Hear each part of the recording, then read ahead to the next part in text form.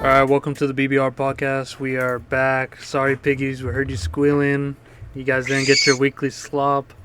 Squealing in anger. Yeah, but... in anguish. Yeah, some of them are withered away. Got some unsubscribers, probably. No, we gained a few subscribers. Oh, we're good. More Piggies. Oh, yeah. Less slop, though, so you guys... More pigs in the pen? Yeah, you guys to make them want it. Yeah, you guys gonna be fighting over some slop now. First comment wins. Pigs in the pen. It's not what's up, metalheads. It's hey pigs, just squealing in anguish. But yeah, so we took a week off. Fred was in the hospice, and now he's back. he almost perished. Yeah, now he's back. He was almost dead, Fred. He was almost Fred dead in the bed. Yeah. Yeah, that was rough. But he still got his head, so he's okay. Yeah. Yep. I am capitated. Yeah. So you're all good now, Fred, or you still got some lingering?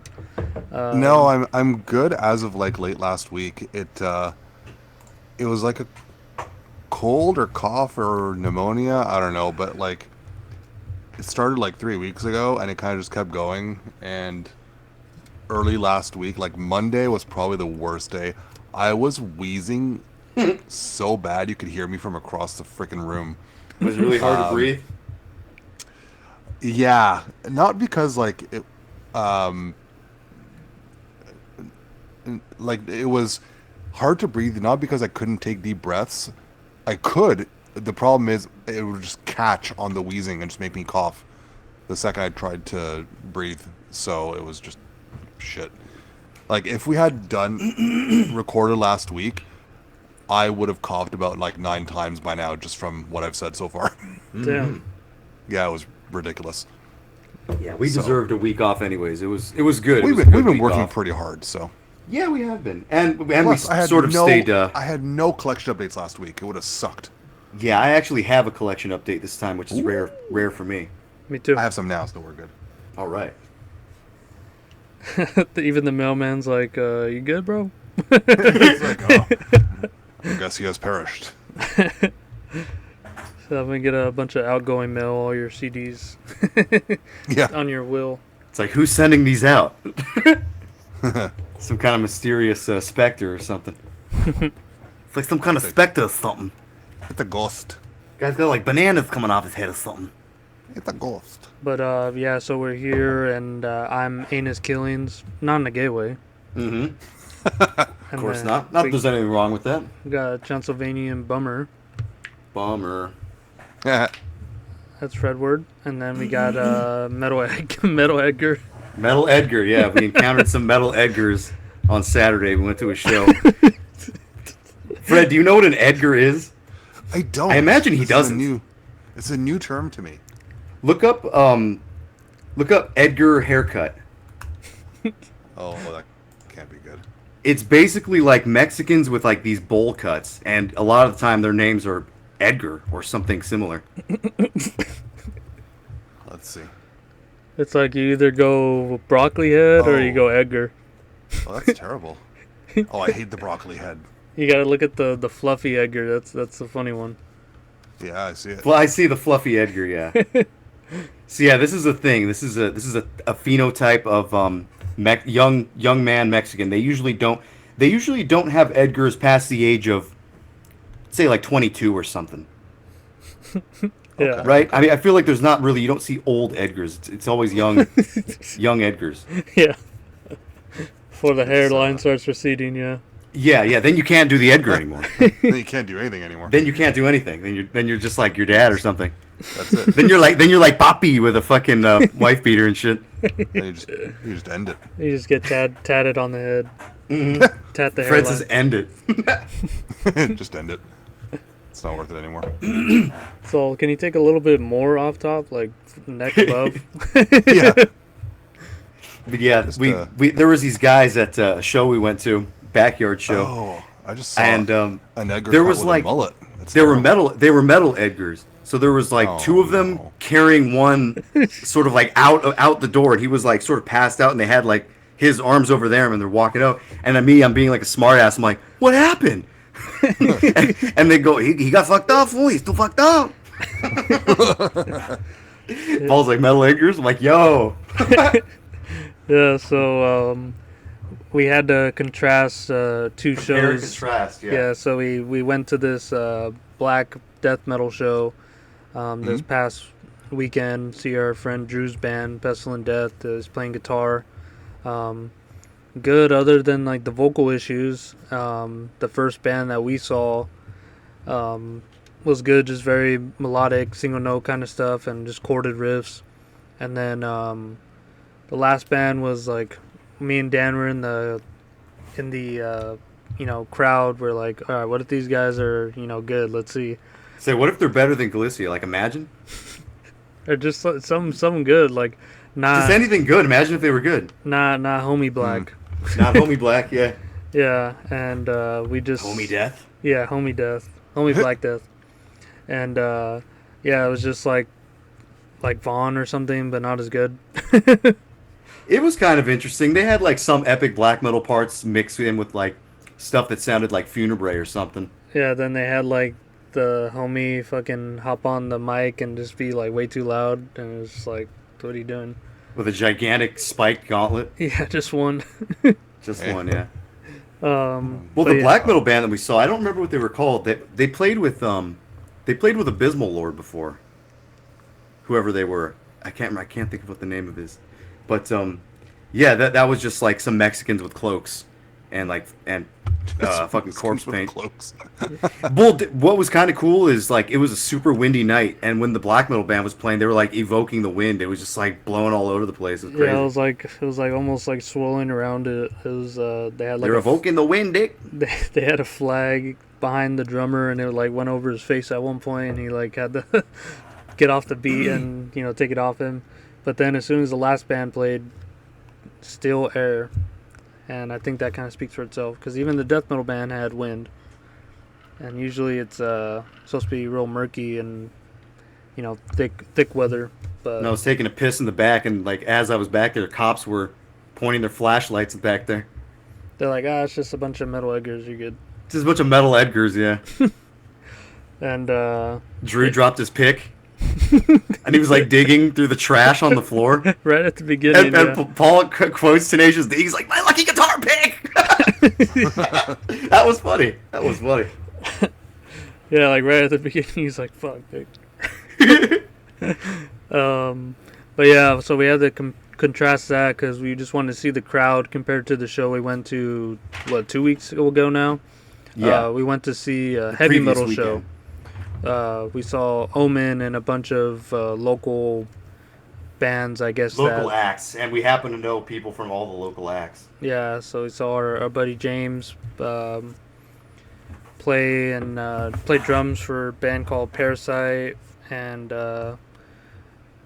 they're pretty good. And then just at the end, they had like some skit kind of gimmick thing of like they pro did wrestling. A wrestling match. They did like a WWE style wrestling match. Oh no! Out on the stage and then out into the crowd, and they threw the fucking chair and it hit me right in the fucking ankle.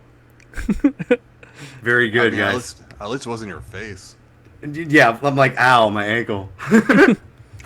Yeah, but yeah, we saw them, and then we saw Philly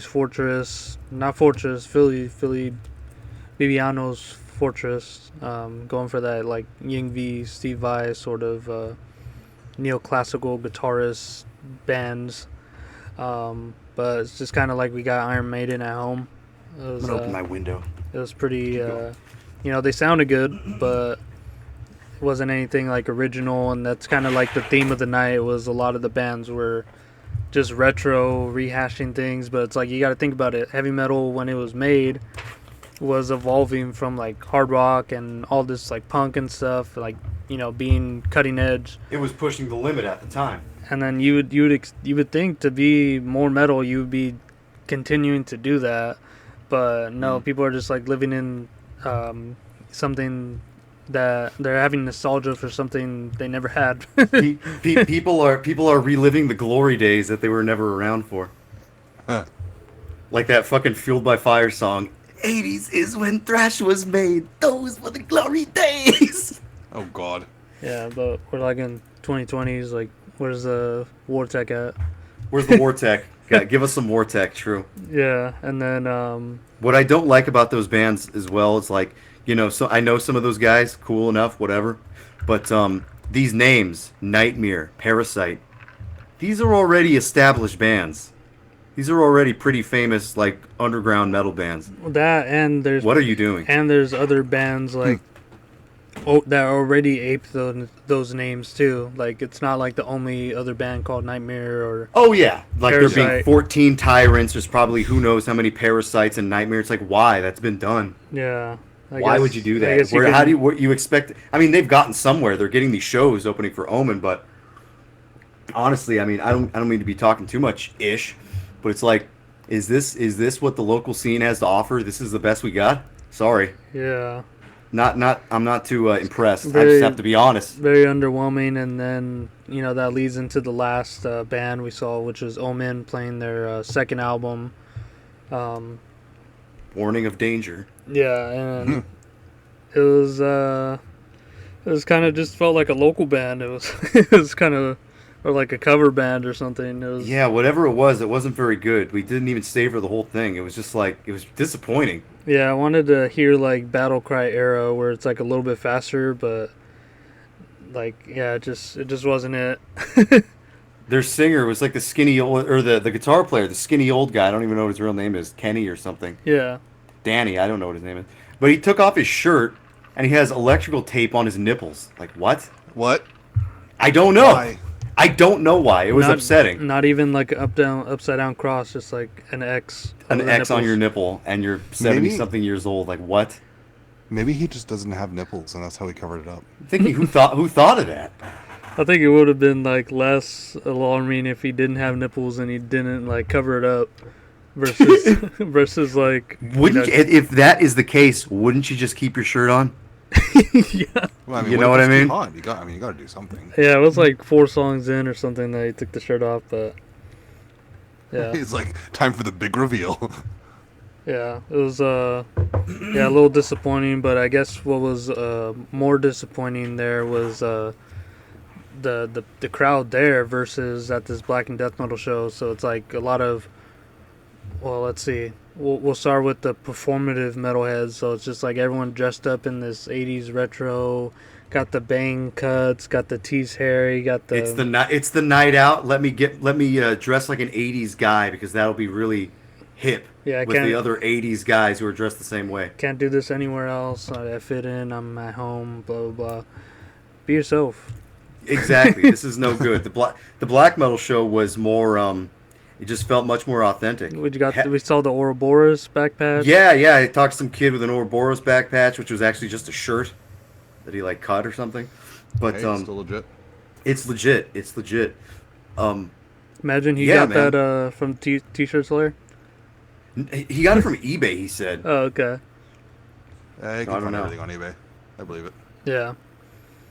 But yeah, so we just saw people like that, and we dug in a little deeper with some guy we used to talk to or know, and he was a know nothing. Like we were asking him like, oh, do you know any like death metal bands? Blah blah blah. He was like some thrash kid back in high school, and he's like, like Obituary. Obituary death. Like, and then Dan asked him, Dismember? He's like, no, I never listened to him. Like, what? It's one of those cases where it's like, it almost became like dude, you don't know anything. Fuck you. It's like name 3 songs or something. It's like I tried not to do that, and I tried to like keep it keep it friendly, but it was kind of shocking, and I don't know. He was very. Yeah, as the questions went on, it was like more of a like interrogation. Like, what do you know? Yeah. And Well, we talk about like the know-it-alls. You go, oh, well, this guy's a know-it-all. I'd rather talk to a know-it-all than a know-nothing. That's crazy. yeah, I was like, I want to learn. Like, teach me something. Yeah. Teach us something. We are not the end-all, be-all of metal knowledge here. I mean, it depends though, because some know-it-alls don't actually know anything, but they act like. You would have to be if you're an actual know-it-all. I mean, I don't know. Like, isn't know-it-all usually a term used for someone who doesn't necessarily know everything? It They isn't, but do. I'm using it in the literal sense, and not literal as in you know everything, but like, damn, this guy can put somebody to shame with his knowledge. Yeah. A real guy who know stuff. Someone who's waiting for someone to ask. If you're Yeah. like, This guy's real. Exactly. If the conversation just happens to come up, Boom, this boom, guy boom. has the knowledge, and this Yeah. guy has the smarts. We won't call him a know-it-all. We'll just call him a know stuff. there you go. Better than a know nothing. Better than Stuff a know knower. nothing. True. Yeah, but yeah. So very contrastive shows. Heavy metal's dead.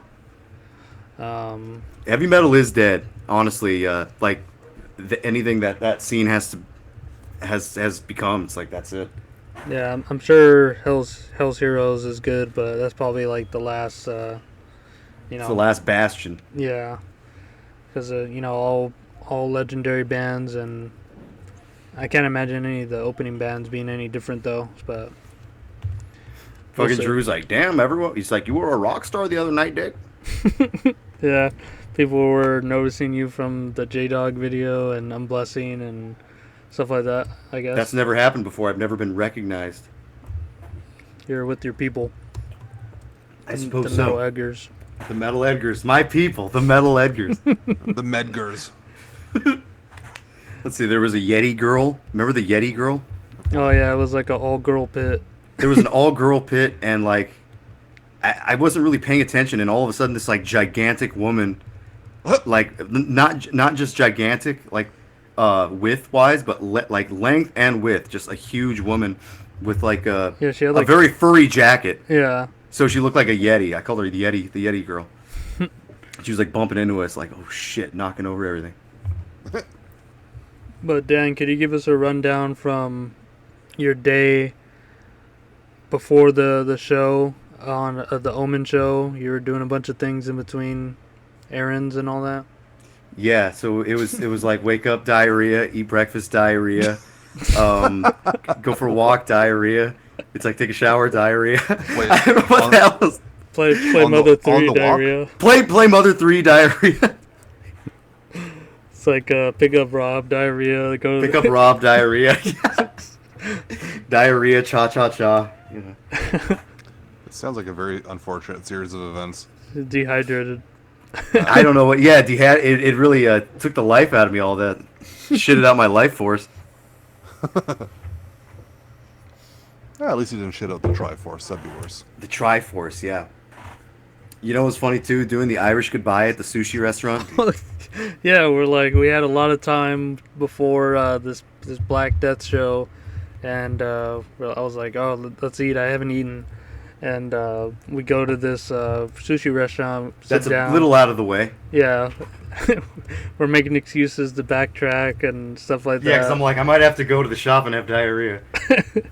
But so it gave us more reason to, because we walked out. As soon as we sit down, Dan's like, "Oh, want acai?" And he's like, "Oh, no beer. Our license no good." And then I see not a Japanese person making the sushi rolls. I'm like, "Oh, this is not it." And then going well. yeah, and yeah, Dan's like, "All right, let's go. Like, I want to have a drink with my sushi. Like, it's just common. It's just that's how you're supposed to do it." And yeah, so we just Irish goodbye out of there. Yeah, we just walked out. We didn't say just walked out. Sips of our water and dipped. That is such a bad business practice. It's like, dude, who is gonna like that? That's gonna turn me. That turned me off immediately. I'm like, no beer, huh? Yeah, I'm like, this is really stupid. And it was like hot in there. Yeah, it was. You got it a was pretty, Mexican. You got a Mexican making sushi. It's like, this ain't it. Yeah, it was pretty dead too. We're gonna get like some sushi burritos, and then Sushi burritos. we yeah, it just like so silent in there. There was like very little people.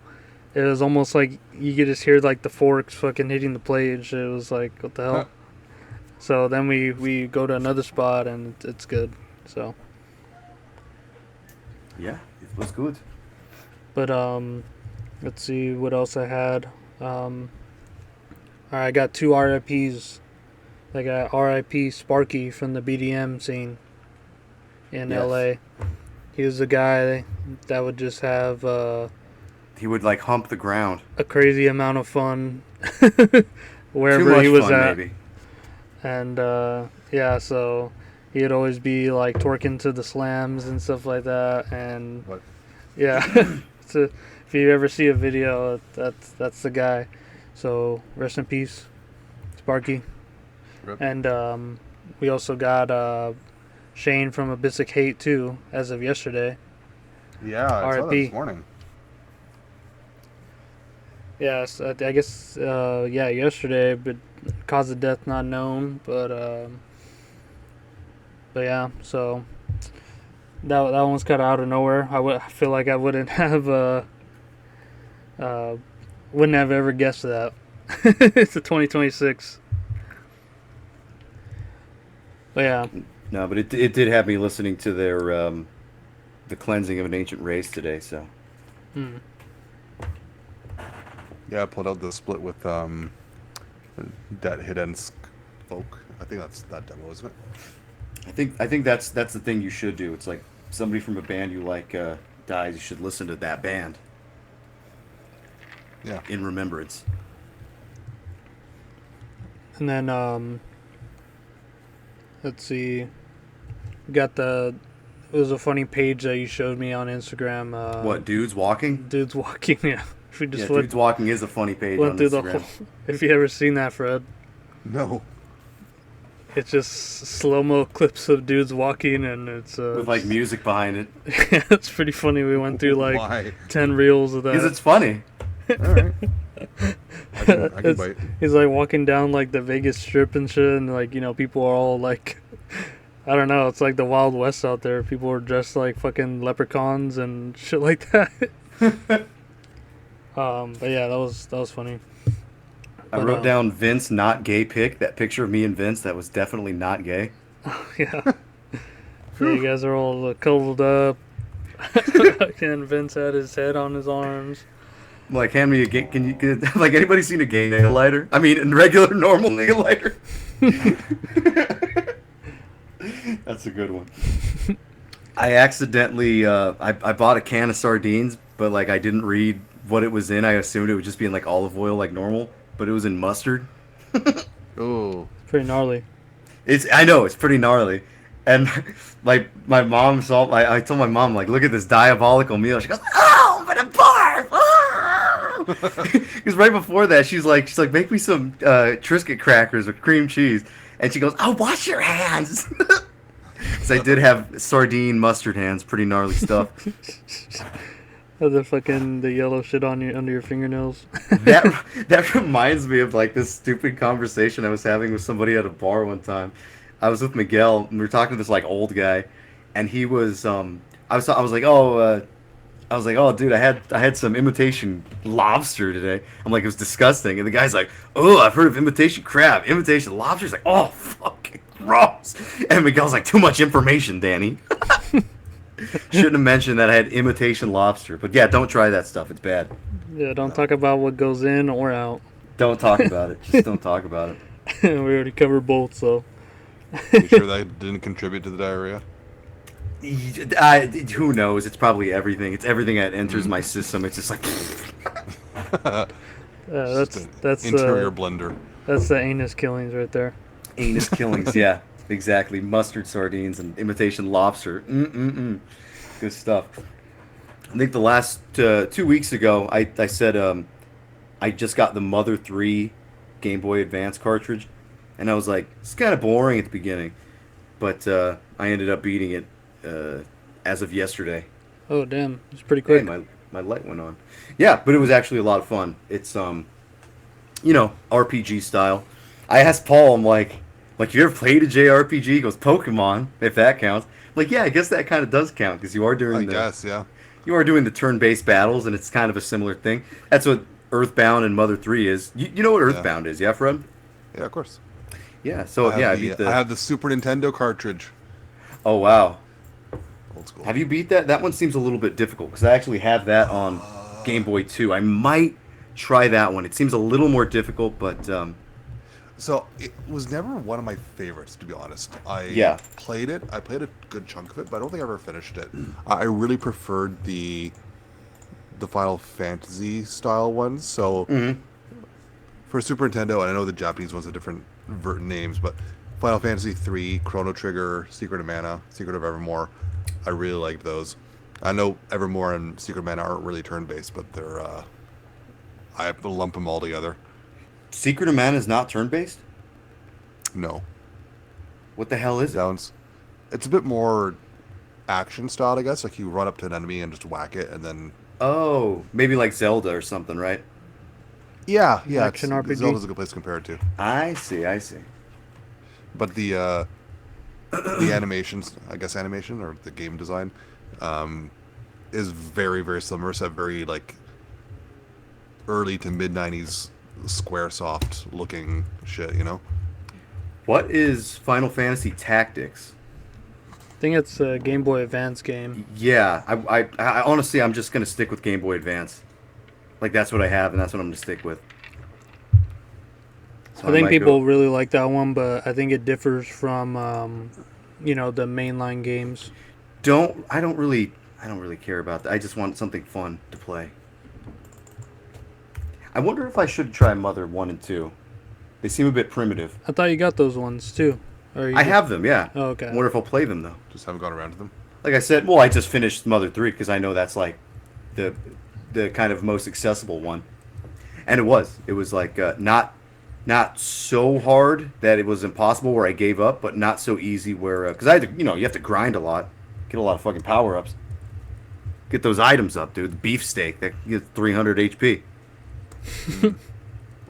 Those things are expensive, dude. You know what's crazy? This is like so not interesting, but I guess you get points. Oh, good. For you get points for battling, and I really didn't realize that. And like the save points are frogs. You have to talk to frogs to save your game, and they also like transfer your fight points or whatever. And I'm already on like the end of chapter 8, and I have like over $50,000. I'm like, I didn't even know I had. Damn. Like that would have, like I had no idea, but I used all of it. I ended up using all of it in the last chapter for weapons and like defense stuff and like all kinds of shit. Yeah, it's like the people that like play Dark Souls with just like a fucking stick. No Yeah, armor I and mean, shit. I didn't realize you could do that. I was like selling my old shit that I didn't use. I'm like, oh god, enough money. It's like I was sitting on a fortune this whole time. No, but it worked out. Like I literally used everything in the last chapter because there was like a lot of bosses in the last chapter, and it kind of it was required. Mm-hmm. But yeah, good game, good game. I just recently beat the Medal of Honor frontline game, and it was during Julian and Mo's. Forget what their band name is. Propamancy? Apocamancy, Nani? Some fancy. Something fancy, yeah. So yeah, they're playing war metal and Octobliz sort of stuff, and yeah, I'm playing this war game. Beat it as soon as they're almost done with the set. But yeah, I wrote Fred, you're buzzing. Again? Mm-hmm. Not a huge deal, it's a little buzz. But yeah, I wrote a little review. I'll just say real quick for it. Said this is a replay for me, but when I initially played it, it was when it first came out and I was a kid. Coming back to this 20 years later, it holds up very well. The opening speaks for itself. It plays more like a war documentary. The evolution of mechanics from the boomer shooters is the next logical step in gameplay. It took some getting used to aiming down the sights, and when you're basically peering left to right, up and down, but as the game goes on, you get used to it. The gun selection was great, from the snipers, which was my primary weapon, to the bar and bazooka. The missions get more and more challenging as the game goes on. The difficulty jumps at the last level. It implemented everything learned from the previous missions. It didn't make the enemies into bullet sponges, just made more of them. I do wish that the stealth was taken a bit more seriously. As soon as it hit a certain point in the map, the enemies would automatically know that you're there, even if you're sneaking around and using the silenced pistol. The slow tactical gameplay was a breath of fresh air, especially coming from the fast-paced boomer shooters that came earlier. I can definitely see the replayability for years to come. Yes, it's better than Call of Duty. That's pretty cool because all the fags were about Call of Duty. Yeah, that was Not fags. Everyone. You know, I kind of get it, but yeah, it was I think like the successor to the Medal of Honor games were because they had like a really great run. I think up until the PS3 era, at least with the games I played on PS2, it was you know, Frontline, Rising Sun, and European Assault. Those are just all great games. And then I think what kind of was maybe going parallel or kind of took the torch from Medal of Honor was like the Battlefield games, where it's like a little bit more based on like strategy and tactics than like running and gunning. But yeah, very very cool game. It was good to give that a replay, and then just got to figure out what to play next. I'm just playing the cozy replay of Dark Souls in the meantime as a mage. do Super Mario RPG. Oh, that's a great game. Which Yes, it is. which system is that for? Super Nintendo. Oh, okay. Yeah, I think I might have that the ROM already downloaded, so I'll give that one a go. Mm-hmm. Got the cartridge for that too. Yeah, so do I. So do I. Old school. Oh wait, you know what? I think I might have actually sold mine. Oh, Yeah, I think I did sell a long time ago. why? I don't know, because I beat it. I didn't need it anymore. You know what I mean? I feel like once you beat a game like that, you don't really need it anymore. And then, if it ever comes up, like the remake came on for the Switch, and I ended up playing it again, maybe like I don't know, 10 years later. So that's good, you know. Just like the Paper Mario stuff and Superstar Saga, those I didn't play since I was a kid. Well, not Paper Mario. I kind of played those my whole life forever. But it's good to come back to those. Yeah. And then let's see what else. We didn't get to record with them blessing. I won't mention which member, but somebody was in jail for like, I don't know. There was an altercation with the neighbor. Uh-oh. So it's I don't know, it's like last minute. I'm like ready to pick everybody up. I'm just like, oh, we're not no recording today. Very So and so's in jail. sort of tame for Black Death. Just a Yeah. domestic dispute. It's like what do you expect? Like the rock star outlaw. Yeah, he's all good now. So Yeah. we got booklet art for the Precipice reissue. Ooh. We got it. I'll send it to you, Fred, so you can kind of see what we're talking about. Has this sort of sci-fi aesthetic. I love it. Some guy from, I thought he was from Mexico, but I think he's from like from Europe or something. He's a Mexican European. Something, but yeah. So we got this art. I just found Dude, him. I just got self-conscious because I burped and then I like talked right into the mic and I'm like, oh no, they're gonna smell that. Like, wait a minute. But Mo got yeah, all pissed at me because I burped. He's like, oh fuck. Oh no! I guess he's a little bloodhound. Yeah, I know. It's smelling everything. But I was just looking up some kind of like sci-fi art with influence of what's it called, Tsume Nihi, which is a manga artist, did like Blame and what's it called? What's his other one? Biomega and stuff like that. Just very kind of landscape-ish and focused more on like architecture rather than like, you know, like character kind of anime stuff that you would normally associate with like manga. Right? But yeah, I think this guy captured the sort of idea we wanted. Just a landscape with some kind of futuristic shit in it. Has like, it almost looks like one of those biblically accurate angels, but like sci-fi'd out. Yeah, I think that's what it was supposed to I be. know what you mean. Yeah, and we got some cool tubes and rock formations underneath the clouds. Yeah, tubes and rock formations are cool. Yeah, I like that it's like in the top right corner you can't see the whole thing, which leaves it a bit more cryptic. I like that. Yeah, we don't exactly want to know what that thing is. Yeah, exactly. Like It leaves more what's to the going on in imagination this than landscape here. Yeah, and I Yeah, think that that looks there's awesome. like some influence in like really really old school Japanese art where a lot of the paintings would be like landscapes, and you just have like a little tiny person like set to scale against that. Yeah. Like versus like European art where it's, you know, full on portraits of like the, you know, head to toe, or like, you know, just heads and stuff that's like humans are the focus, whereas like here it's kind of taken away from all that. Is there a person in here? I don't think so. Oh, I told them no people. At the bottom near the middle, is that someone, or is that just like... At the bottom. Oh no, maybe not. I think it might be. It might not be though. It doesn't. You Might can't be. really Yeah, tell. it's really ambiguous. It's hard to tell. Might be a You can't cloud. really tell what that is. I don't think it is. I think that's like a tree or something. It could be, or it could not be. Very easily either way. It doesn't look like a person, because if you look to the right on the cliff, there's another figure that's the same shape, but it doesn't look like a person. So I don't think that's a person. Because like the first impression I got is like the two legs on the right, and it's like he's leaning on a stick or something. Yeah, but then there's another stick coming off that stick. Well, it could be a weird stick. Yeah, but you see the other side on the cliff. There's another figure that's the same shape. Other side on the cliff. Yeah, On the right? on the right,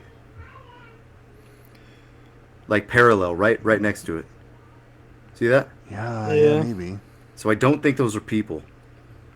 Shadows playing tricks. Yes. But Evil. I think the fact that you have to debate it is pretty cool, actually. There you go.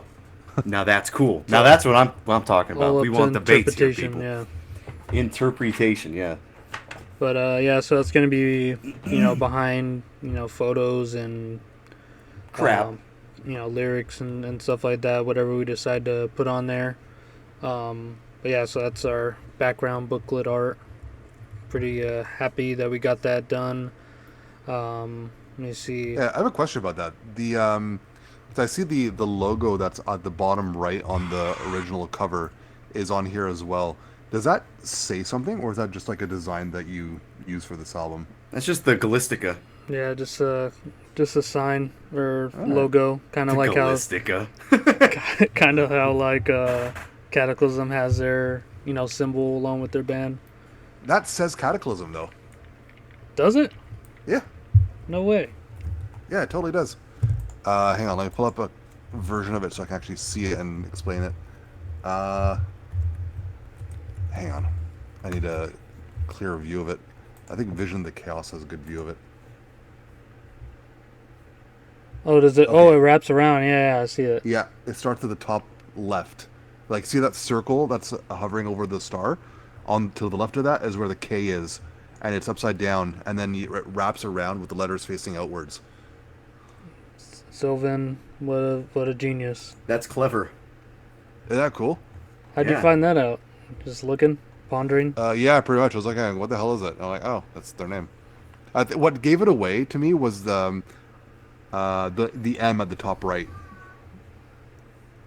That's sick. Damn. because that looks like it's designed that way very specifically, whereas the other ones could be like just random things, but like that one was very clearly had to be symmetrical for whatever reason, and that's what made me think it was a letter, and I was right. Damn. I didn't know that. See, we got to know it all here, guys. That's what I want to hear. I want debating. I want know-it-alls. I want know stuff. There you go. a know stuff. Yeah. But I'll shout out the guy who did our art, cauliflower with the K, and I guess I just have to spell it out. This guy spells it weird. KOLIFLAUER _ cauliflower. Is that Cauliflower. on Instagram? Yeah. So Under that name? he does a lot of that sort of art where it's just more landscape architecture, heavily inspired by the Blame artist. So yeah, good stuff. And he's like, "Oh, sorry it took so long." I'm like, "Bro, it was like 4 Took like a days." day. Yeah, you got that shit done in like a day. It's crazy. Oh, I found him. Following. Yeah. So Oh, this guy's artist is great. He's like, I am also a metalhead too. yeah, he's like, I pick up your vibe. That's crazy. Some of the artists that we've run into are like into metal. Like Celeste was into it too, which is crazy. Didn't even realize that.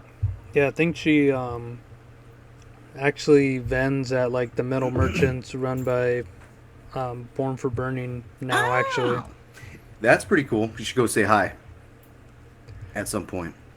Yeah. So since we're kind of talking about manga and other art, I recently finished the two H.P. Lovecraft adaptations by Tanabe. So there was the stories, the short stories, The Hound, The Temple. Hmm? The Temple. What was it called? And The Nameless City. And then the Color Out of Space. I saw the cool. movie Color Out of Space. Nicolas Cage was in it. Yeah, been wanting to see that, and with reading this pretty good. recently, want to watch this. Yeah, honestly, Color Out of Space is a good watch. Yeah, but Yeah, it was fun. really, I wouldn't call it necessarily completely faithful, but it was fun. Yeah, it is fun. It's purple.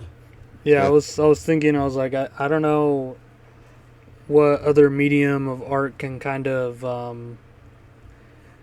like transcend the words that H.P. Lovecraft had, and I think I don't know if movies can pull it off too well. I don't want to see like a CGI Cthulhu or something. I Yeah. don't think Or Color Out Dayman. of Space was CGI. I think it was all like practical effects. Oh, that's cool.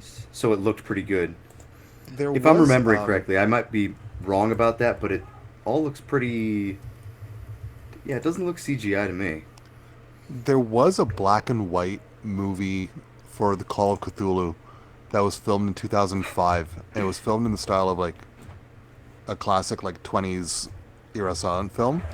And it's actually pretty good. They kind of use the same kind of techniques as because like when Lovecraft describes like Arlie, he kind of basically says it's indescribable. You can't Yeah, imagine it. But basically. what they did to like accommodate that is, I don't know if you've ever seen the Cabinet of Dr. Caligari. That's so weird. I just heard about that movie watching the Angry Yeah? Video Game Nerd. Yeah, it's a great movie. But if you look at the city scenes, I guess all the buildings are at like weird angles that make you really uncomfortable, and they kind of do that for Cthulhu's Island as well, so that it's not like indescribable as Lovecraft suggests, but it looks very unsettling. It's about as good as a rendition as you can do, I think. Okay, Sounds and I see interesting. that it's like a silent film too, so that's cool. Yeah, yeah. No, it's Especially doing It's it good. from '05. That's cool, because a lot of people, I think, when they like, the big mistake is like, especially in like video games of like Cthulhu stuff, is like they show the monster, and it's like it's just supposed to be unknown, and that's supposed to be the horror there. But in these adaptations here of H.P. Lovecraft, it seems like he sort of picks up on exactly what he put down mhm. here, and comics and artwork like that is just such a great medium for this to go through, and I don't think any other mangaka can pick up H.P. Lovecraft stories. Like there's Junji Ito and stuff like that. He has his own kind of art style and Is that and the stories Spiral and guy? stuff. Yeah, it's just Okay. not a big fan of him. I think that he overshadows a lot of other people that deserve more recognition in that, especially having English licenses and stuff, because I think like the publisher Viz or something just printed every single fucking story that he wrote for like 5 years straight, and not putting that money towards like other more like cult classic artists and stuff. So yeah, I got my gripe against him. I protest to read his stuff due to that reason. But yeah, so if you guys want another way of looking into Cthulhu mythos, highly recommend all of the Tanabe adaptations. He did the At the Mountains of Madness. He did In the Shadows of Over Innsmouth, Call of Cthulhu, The Color Out of Space, and then the 3 short stories I mentioned, The Temple, Nameless City, and The Hound. And I think that there's one more too, but Yeah, I see it here. Gautanabe. yeah. So that was just some quick readings over the weekend with that. Look at this picture of Nicolas Cage I sent in the chat from Color Out of Space. Let's see. Looks funny. Yeah, that looks about right. So is he like the farmer guy, or is he the guy kind of telling the story afterward? I think he's like, I don't know how faithful it is, but I think they're on like vacation or something. Oh, With damn. his Yeah, I think they family. rented Maybe it. they just live out on a farm or something. I think they rented the cabin. Yeah, something like that. It's been a few years since I saw it, but I Same, think they same. rented the cabin. Okay. It was okay. Like, it was enjoyable. I wouldn't. It is enjoyable. Yeah. Yeah, and I think the latest book I haven't read from Gautanabe is The Shadow Out of Time, and that one's a pretty thick one. But I Yeah. just gotta pick that up whenever I can. So You know what's funny, Paul? I was hanging out with Drew, and I had a bag of, you know what popcorners are? Those like popcorn Yeah. triangle They're great. things. At the end of the night, Drew's like, hey, give me some of that goy slop. This is so funny that he said that, and then he like ate the whole bag, or what was left in there. just all the crumbs and He's like, this is good goy slop. He was like shoveling it in his mouth. Then I asked him if he liked Ryan Gosling. He's like, I love Ryan Gosling. I want popcorners. Yeah, pretty good. The cheddar cheese one is good, or the white I cheddar. like whatever. the sweet and salty one. I had one that was really disgusting. I can't remember what flavor it was. It was really horrible. It's like a red bag. I think there's a white cheddar one that I'm not super fond of. I like the white cheddar one. That one's perfect. Real cheesehead. Ew, I Drew- still have Drew- my Google page open to Edgar haircut. Yeah, Edgar haircut. Yeah, Drew recommended I watch Crazy Stupid Love with Steve Carell and Ryan Gosling. So I think I might just do that after the show on account of I'm done with Mother 3. Yeah, it's fair. Yeah. Few quick shout outs to some stuff I've been listening to. Lat Shaw, Pain Immaculate. It's from New Jersey. You would think it was members of Ripping Corpse, but it's just guys that sound exactly like Ripping Corpse. Forget what year it was, 92 or something. Paul showed me Maze of Torment from Sweden. That was really good. That has the guy from Vinterland. So it's like, yep. it says Death Thrash, but it's more on the melodic Black Death side of things. There was this other band I found called Witch Desire from somewhere weird. I can't remember where they were from. Moldova, I think they were from Moldova. They have a demo from '94, pretty evil sounding stuff. And then electronic recommendation, a group called Sect. Their album Telekinetic, 1994. It says like gothic industrial, but honestly, it just sounds like the IDM stuff that I dig. So, yeah, it's got the gothic sort of like industrial aesthetic, but the sound is more of just like the same of what I want. And then I guess we can get into our last segment of before we move on to the next thing, which would be pickups. Paul got some pickups. Fred got some pickups. Yeah. Got some. All right. Let's see. I'll go. I don't remember if I've already said these or not, but I'll just say them again. So I got Cults of Death, Slit Throats, and Ritual Nights. Oh Right. yeah, it's such a good album. Got the 2 Skepticism albums, Stone Crow Fleet and Lead and Ether. Mm. The Sick Room 7 album that was uploaded on YouTube. I didn't hear the entire thing. It sounded like blues rock or something. It was I the didn't get a chance to listen to it. James Bond Doom. Huh. Kind of sound like porno music. Porno music. Okay. Very, very interesting. Rigor Sardonicus. Towards Global Holocaust. That one's really good too. Which was uploaded, yeah. There was like a real shoegazy part that was good. Bruvanatu. the Menstrual album. Phil Garris got that local pickup. And then I believe it's the second Manicore album for the Rats and Plague. That one's pretty good. And then Water Tempest, which is giving me a hard time uploading, but I'll need to give another way of uploading it. And then what else? It was the last album by Worship. Let me pull it up. I think it's called like something Wave. Let me see. Terrarian Wake. Oh, Terrarian Waking. Yeah. From Oh, Weird Truth Worship? Production. Yeah. Yeah, I remember that one. That was a good one. Got that CD along with a Funeral Doom magazine or fanzine. Funeral Doom fanzine. Yeah. It's called Ether. Oh, there's only one word per page.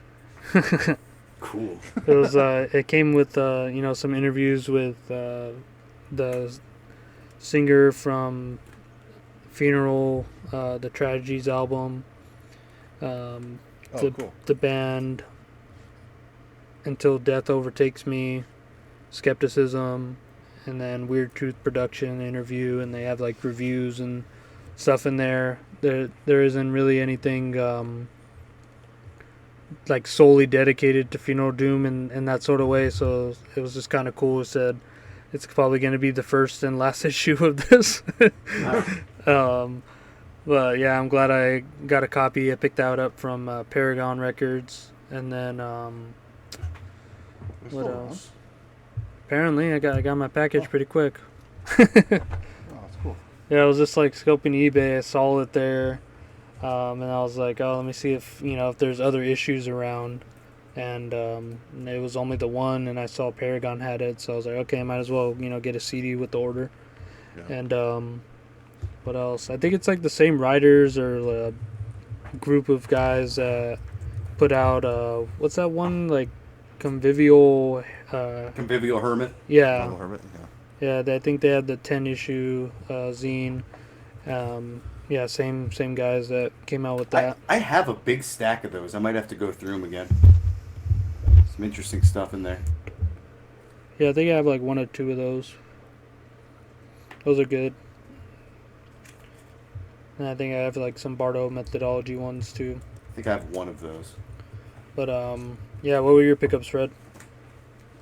Well, I'm just gonna quickly touch on a couple of things I've been listening to lately, just because I've been kind of floating from album to album lately, but for whatever reason, these ones have just really caught my attention. Yeah, you're finally Amorphous. unchained from what was it called, Blazebirth Hall. Blazebirth Hall. Yeah, that was a lot of that. Yeah, your So your after album. that, I kind of Fred like was chained up in Blazebirth Hall. yeah. After that, I like listen to an album, and be like cool, and then move on to something else, and just like kind of flitted from album to album. And over the last week, I finally like found a groove of albums I want to hear, and then been playing them a bit more.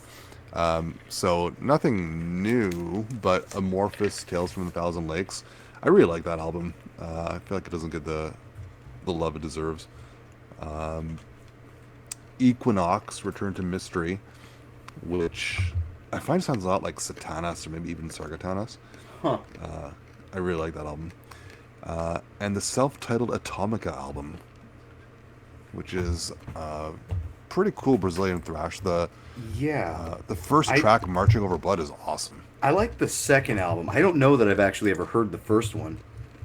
I didn't like the second album. I like the third one. Third one. Because the second one had a really Oh! weird vocalist. I'm sorry. Yeah, I don't. I meant the third one. I meant Disturbing the Noise. That's the one I Yeah, like. that album's awesome. Yeah, that The one has second one, Death Razor. Limits of yeah. And the The second one, chainsaw. Limits of Insanity, had a really weird vocalist. I don't remember what he sounded like anymore, but I remember not liking him. Yeah, Atomica is one of those forgotten Brazilian thrash bands. I feel like they fit right alongside with like MX or something. Yeah. But they're good. Like they deserve appreciation, especially that. Again, the first album and the third album, I really like those. Yeah, Disturbing the Noise is it. I just saved this in a playlist. I have to listen to the first one again. Mm-hmm. The track "Marching Over Blood" starts with this wicked, like, military sounding march. Just awesome album. Nice. But anyways, pickups. So it was a bit of a weird pickup week for me, because I got a bunch of stuff that I already have. What? But Fred. no. Fred. Bear with me here. All right. So a guy on Kijiji, which is basically a Canadian Craigslist. Kijiji. Kijiji. He posted some clandestine blaze and Velas stuff. And he posted the whole, like, 9 clandestine blaze albums for $50. And 3 Velas albums, like all 3 albums for $50 as well. Pretty good lot. Yeah, I'll say. So I got the whole thing. For his lot in the sauce. Yeah. So I already had the Black Ravens Flew Again, so second copy of that. Cool. For the first 2 Velas albums, I have a compilation. Like, I have Night on the Bear Mountain / Black Hateful Metal. It annoys me. I didn't like it. So these are... Night on the Bear Mountain is the first pressing. The Black Hateful Metal, it's a repress of the original, so it's like, I don't know, 97, later 97, 98, whatever. Either way, identical to the original, which is great. So those are staying. Those 2 are staying. The third album... Which ones are we getting? I'm just kidding. All I really want is my money back on these. So Black Ravens Flew Again is going to get sold. Clandestine Blaze. So in that lot, there was Fire Burns in Our Heart, the blackmetal.com version.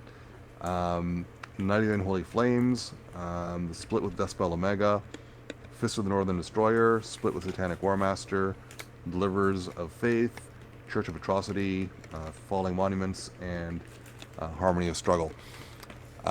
Most of those, well, I already had all of those. I'm going to keep the Church of Atrocity because it's the first version with the negative coloring on it. Like, it's mostly white instead of mostly black.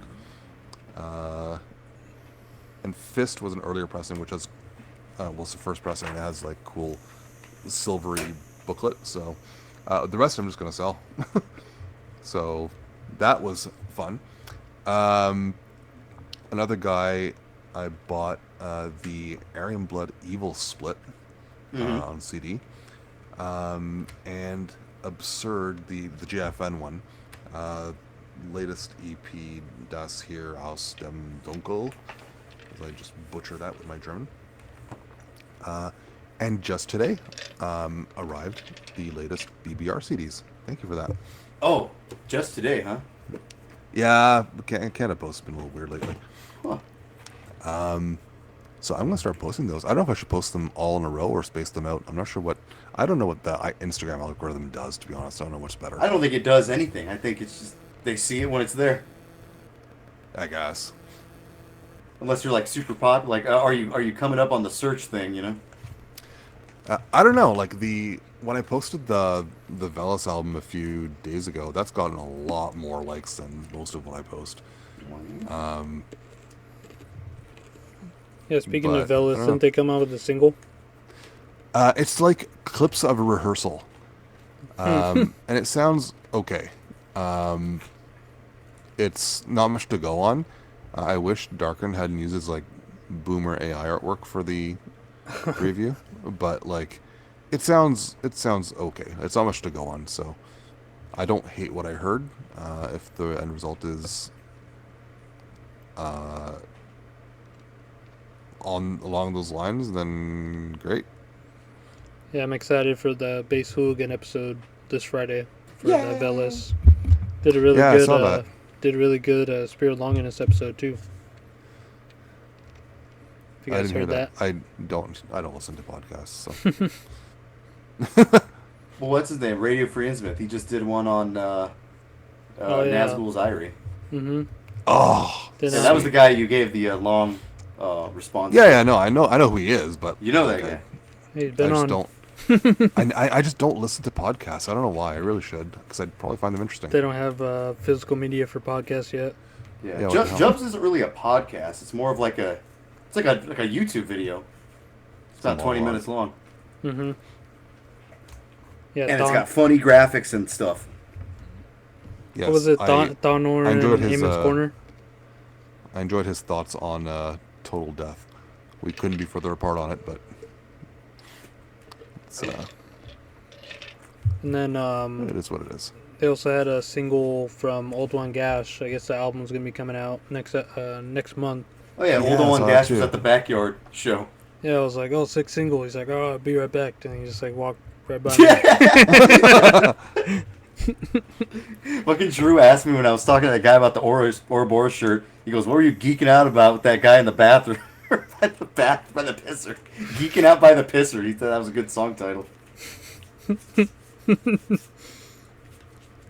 It's on Amor Fati. Mm-hmm. And Feral Heart, which is I believe that's his like distro thing. He's gonna be coming out with cassettes on his own, and then I don't know if it's just CDs and LPs of on Amor Fati. Hmm. And then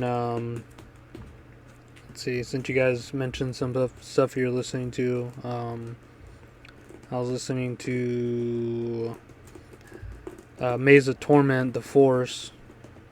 Oh, that's a cool band. They don't get enough love. That was really, really good. Has riffs.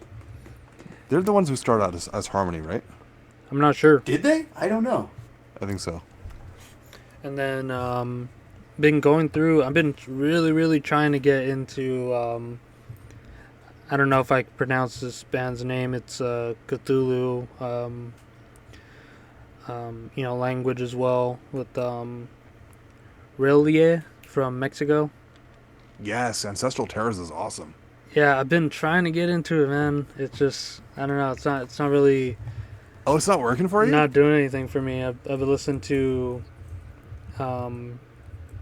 that first the first demos. I think it's like they come out together in like a comp. The first two.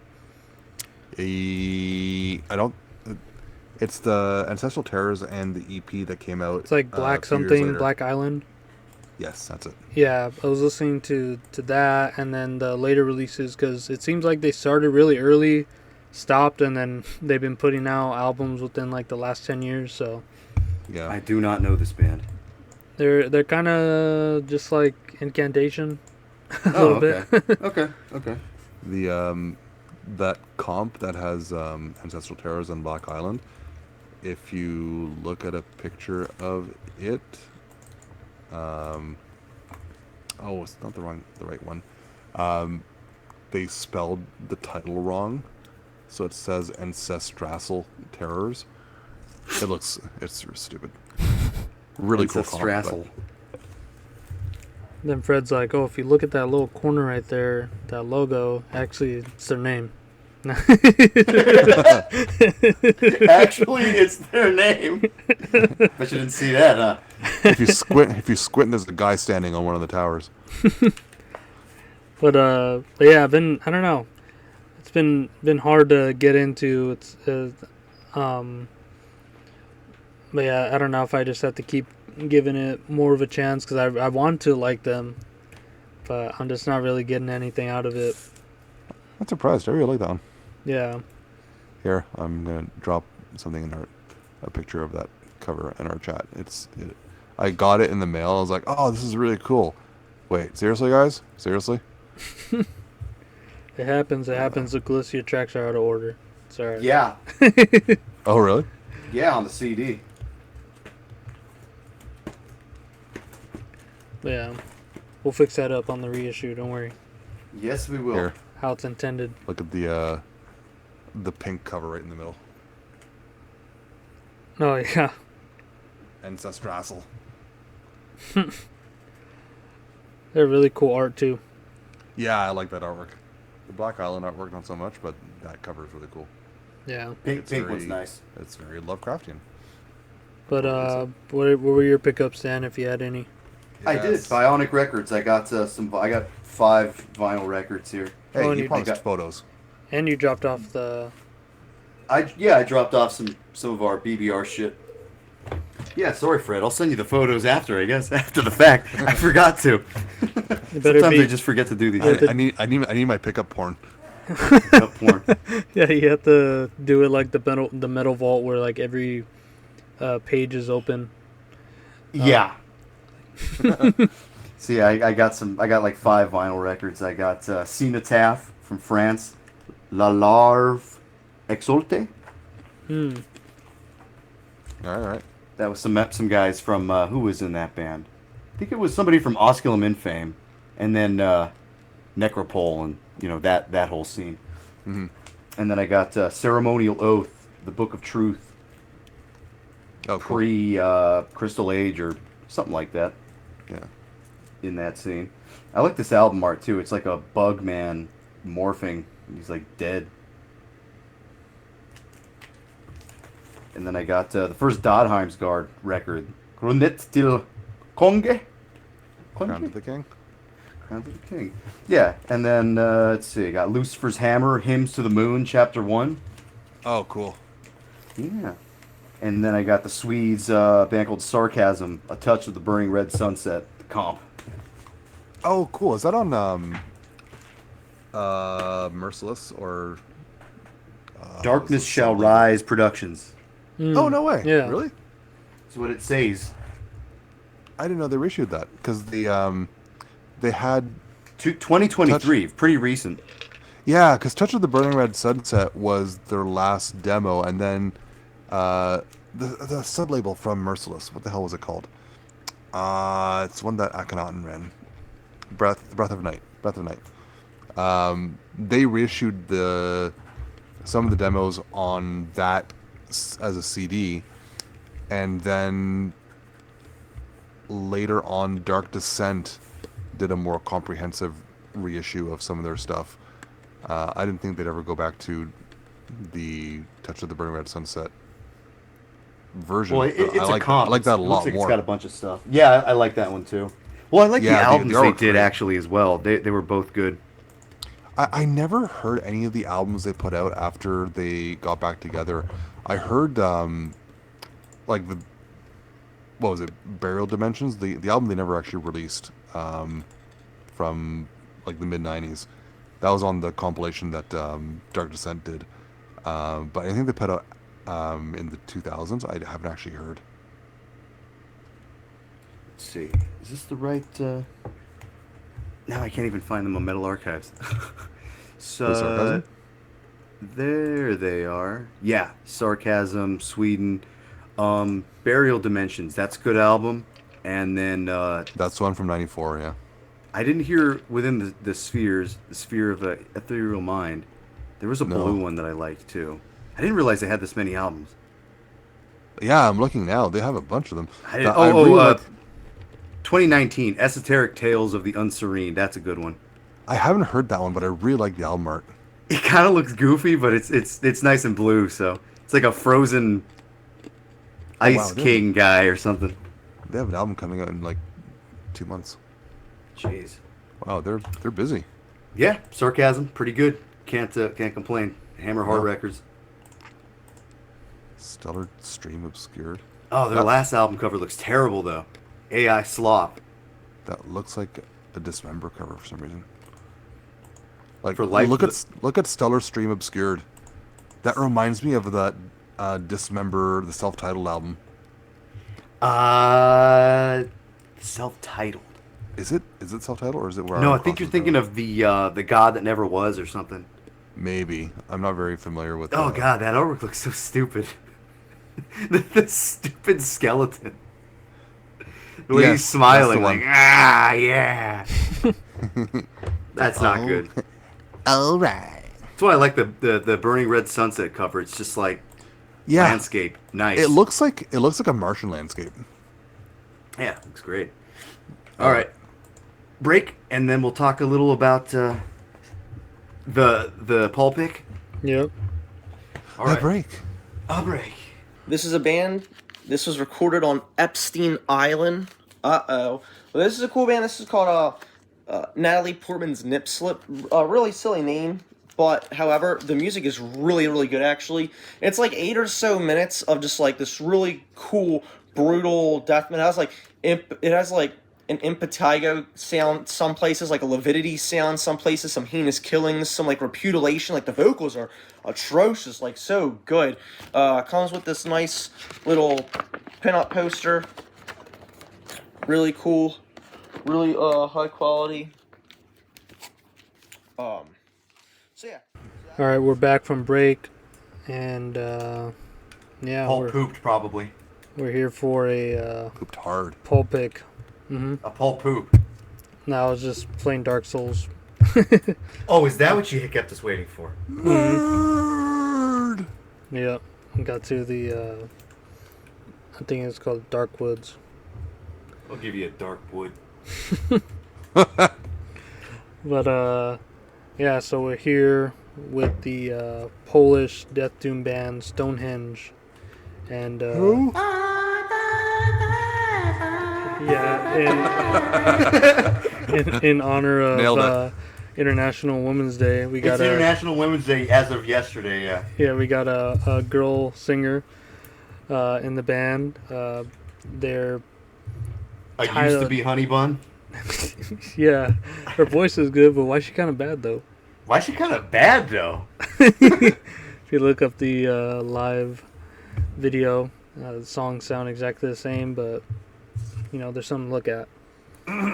And Nice, dude. That's really demeaning on Women's Day. You fucking piece of shit. No, I'm just kidding. But yeah, so it's a Polish death doom band titled as Gothic. I found them last year or so. I think just going through the YouTube playlist of rare metal albums, that a great YouTube page. Mm-hmm. Yeah, it is. And Always on that channel. yeah, that's how I found that, and I was kind of just blown away by it. I usually this sort of Beauty and the Beast stuff doesn't really, do anything for me, but this one was something different. It's produced well. Yeah, like people will say like like The Gathering or was Third in the Immortal or Third in the Immortal. Don't love The Gathering. I don't know if it's just me. I like They're the okay. like later They're okay. stuff. It's pretty cool. Like where it's like Even the demos though. like the electronic. Shit, I don't remember. I remember the one album with the lady on it in the desert. That's what I remember. Always. I remember Yeah. Always. The Moonlight Archer demo is fantastic. I don't think I've ever heard that. Oh, worth listening to. Okay, will do. Continue, Paul. Yeah, so for some reason this band is labeled as Gothic, but when I hear this album, I don't get that at all from this. It just sounds like very atmospheric, and It has an ancient sound. yeah, it doesn't have any like arpeggiated keys or anything in there. Like they're mainly just played as like chords and stuff for the background. You can hear it like in the beginning. There's certain samples or sections with the keys in there, and then other than that, it's just like these really crawling death doom riffs, just like single note, and it kind of goes into like the closest kind of thing I can think of. Not like a band or anything, but just like a general sound of like just death doom with using like components from like heavy metal in there. There's a lot of guitar riffs and melodies that kind of remind me of that, and Rock and roll. yeah, it's just a really perfect album for me when I heard it front to back, and I just been listening to it over and over again, and I wanted to get into something a bit slower, not necessarily something funeral doom because I'm thinking about saving that for later. But yeah, what do you guys think of this one? I like this one. It's it doesn't really feel like death doom at all. It feels like it kind of just feels like heavy metal for some reason. That's like the vibe I get. Yeah. Ancient heavy metal. I got that too, actually. I am looking at this Ceremony Records that they were on. Seems to be some interesting stuff coming out of there. That Nostradamus Yeah, album that is one's on great there. too. If you look at the cassette version, it's got the guys on it. They got an interesting look. Hmm. I love the singer. He looks like some chubster. You see that picture? No, I'm pulling it up right now. Let's see. Oh, there's so many fucking bands called Stonehenge. Nostradamus. Yeah, but I'm looking through it from the label. Just go on Ceremony Records Yeah, that's what I'm doing now. and their releases. Which one? The first album? It says the one they released. Yeah, it's the only one on Ceremony. Oh, okay. That full length. And then the picture should be right there.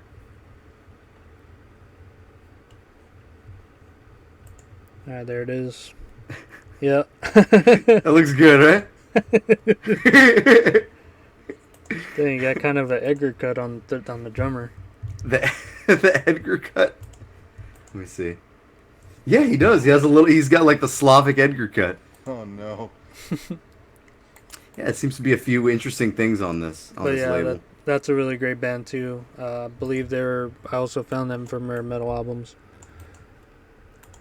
Great channel. But yeah, Fred, what do you think of this one? So it kind of shifted as it went through. The first track, Clicking like a World is madman. Deaf, kind of made me think of the Russian Skald, Will of Gods is Great Power, Sure. with a woman singing, and that was really cool. But as it went on, I think starting with the second track, is the second track The Faith? Mm-hmm. Yeah. I have written down here very trad metal. The back half of the album is very trad metal, and I think half is it's more than half. But and when it came to some of the later parts where she's singing, it didn't have the same vibe as the first track anymore, and I kind of got like same sort of feel as Tears Laden Earth era Third and Immortal, but her vocals are a bit more wailing. Because Carrie Ruslan's very soothing almost on that album. Like it's very it's a very soft set of vocals on that, but this is a bit more forceful. But it didn't. I think you said it best. Like she's good, but she's kind of bad at the same time. Yeah, it's kind of it's weird because like a lot of like female vocals in metal are like either take like a very classical approach or like operatic or something, but here it's kind of more barbaric. This chick just kind of yells. Yeah, it's just like It's very unprofessional what she does, but it works so well. yeah, It is very unprofessional. HR is gonna be in touch with her, but it works though. Like it's and the only other This note is I a had great here was amateurish project. It really is. yeah. the only other note here is because like a lot of the, like you're saying, Paul, the Beauty and the Beast vocals, it's on like more bombastic bands like Tristania. Even though I really like Tristania's first album, I wouldn't compare this to that. But there is a death doom band called Galadriel, and their first couple albums are I wouldn't. It's a bit more. Actually, it's a bit less varied than this, to be honest. But it reminded me of that in that it's very much rooted in death doom, even though it has a lot of trad metal in it. But I just find that a lot of the Beauty and the Beast type of death doom bands go into very gothic kind of cheesy territory, and this doesn't. It felt more pagan, which Yeah, Yeah, it feels like a tribe. again, I guess it ties back to the it reminded me a lot of Skald, which is definitely a compliment. Like that's It's a really great great comparison there. Because Paul said it doesn't really come off as gothic, and I would agree really it doesn't.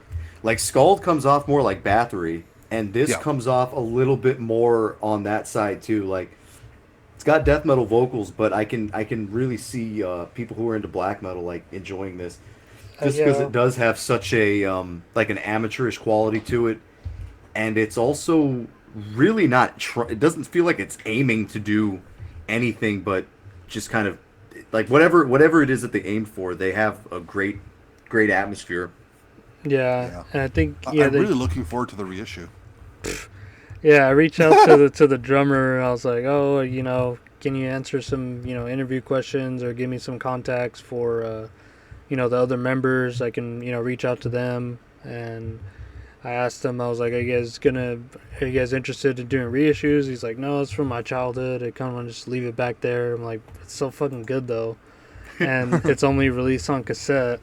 And yeah, he hasn't even answered one question or given me any contacts, but that's his thing. But kind of lame. It kind of reminds me of Castle too, in a certain way. I'm not sure why. Hmm. Yeah, I could actually see that. Cause like that's like a straight up death metal project, but it also is open to experimentation, in the way that we were talking about before with the metal. What do you call it? The metal fucking performative metalheads or whatever. Yeah. Sort of doing the same shit over and over again. It's like this is from '97. There were bands doing stuff like this, and this is I think another really good iteration of like what a heavy metal band can be. Because I don't think this is really necessary to be like it's death doom, it's goth metal. It's like, dude, it's a metal band. It's like Yeah, think that's what this is. I think that really is a good point, because when I listen to this and listen to like other gothic, like death doom bands, it's a lot of like getting away from metal and like adding more like classical instruments in there, and Yeah. like being orchestral and kind of This is like, sort of just adding layers to your metal. That's Yeah, all. I think it's not taking away anything. like- It's adding. yeah, because I feel like the other thing's kind of like a cope. It's like, oh, look at, we got a girl in the band, and this is more accessible for people, and blah blah blah. It's just like I don't know what they're really going for, because does gothic music even have that sort of vibe? No, it's like more of a slower, it's kind of like its own thing in gothic metal, versus like goth rock or something like that. It's very different. But here, like you said, it just kind of sticks to the roots of just being like very metal and shit. And I think that from beginning to end, it's like they have so many different variations on their sound, and the way they implement both vocal styles and keys in there. I think it has like a fuckload of members in there. I think like 6 or so. So it's like Yeah, two there's guitars, there's 6 members. 2 guitars, drummer, bass, and then keys and second vocals, and then you just go. a girl vocalist. Yeah, and their band picture looks great too. Like they put off the vibe perfectly. I think of Yeah. everything that this gives off. It really doesn't. It's extremely true. Hello. Yeah. I think it's great. But yeah, Her vocals are so like she just wails and it like works.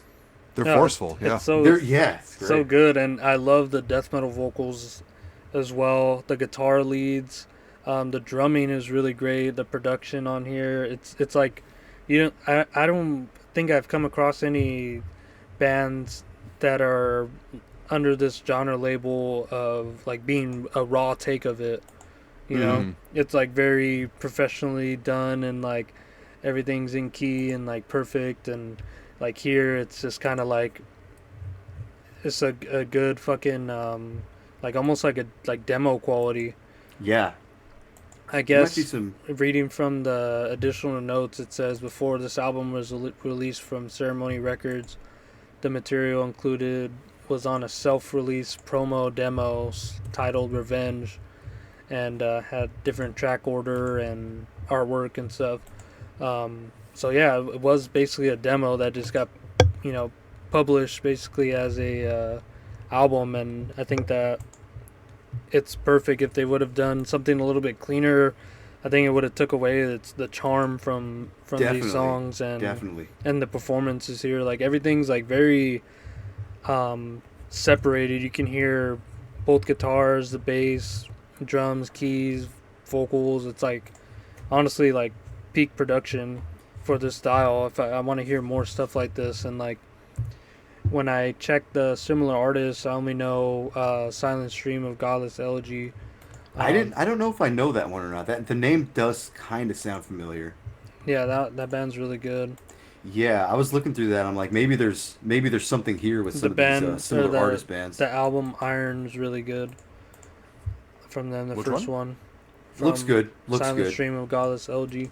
It's got got good artwork. Kind of reminds me of what was that band called? What was that fucking Dreams?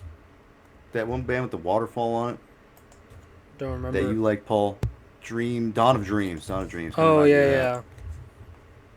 Yeah, that's good shit too. But yeah, when I was like listening to other stuff, there's like the Russian bands and stuff. Apparently there's like a pretty booming scene with like this sort of like gothic death doom in Poland. Like there's the Trofia Red Sun, and then Symphony of Death and stuff. But none of them really caught me like this one did. It's just like everything that I want, like just like simultaneously heavy and melodic, and it has like riffs, and it's just great structures put together in here. It's catchy like rock music. Yeah, it's just really good. So I got I was gonna pick the songs for this one. Just so we can get into it. Let's start off with the first track. Yeah. World is Deaf, and yeah, right from the beginning, hearing this and then contrasting it with the second track, it's just so perfect. So sounds more like dungeon synth than anything, which is like a great like atmospheric tool. Like the keyboard sound like dungeon synth. Oh yeah. So, just because Paul mentioned the gothic death doom of Poland, this is going to sound totally out of left field, and you might make fun of me for it, but have you ever heard the first Within Temptation album? No, just kidding. The what? No, never heard of that. It's really good. It's really, really good. Enter from 97. Enter from 97. Like funny album art. became- Yeah, the album art looks like bonerific. it looks like Cradle Filth without like any filters on it. Yeah. Yeah. So It's Cradle of Filth without the filth. There you go. Cradle of. Pretty good one. Cradle of. But it's they still have some death vocals in there, but it's still mostly Sharon singing. But it's actually really good death doom. Like, it's not at all what they became later, which is like this poppier gothic metal sort of thing. But I really like the album. Yeah, I'd put it like similarly to the first Tristania album, like before they went like super like bombastic with the choirs and everything. Yeah. This is a- Bombastic. It seems like there's like a weird progression from like the Biggie cheese. Peaceville, like gothic death doom Sorry, I'm stuff. making a lot of noise. Yeah. I was looking for my nail clippers. Sound like you're doing that with your face or something. What, smashing my face into like a bunch of shit. Yeah. I Opening was the looking door for my with nail your clippers face with my and shit. face. Yeah. Get a bunch of noise. Yeah, but Really appropriate. Please don't make noise on the podcast. just voices. No noise. No squeaking chairs. Nothing. But yeah, it seems like there's like a weird time after the like Peaceville like gothic era started coming out, and it's like these gothic bands were trying to be like still metal, and then eventually, like we were saying, going into this more like elaborate orchestral fucking like production. Yeah, you Of a don't just band. start off with the obvious. You kind of move away from. It's kind of a weird thing. You would assume like do the lowest common denominator, easiest, like dumb brain thing first. But a lot of these bands were like more experimental at first. which is kind of interesting. Yeah. Yeah, like even like Nightwish and stuff. Like I think it came Yeah. around the same time, Yeah. like '97, and then later on it went even more grandiose and stuff.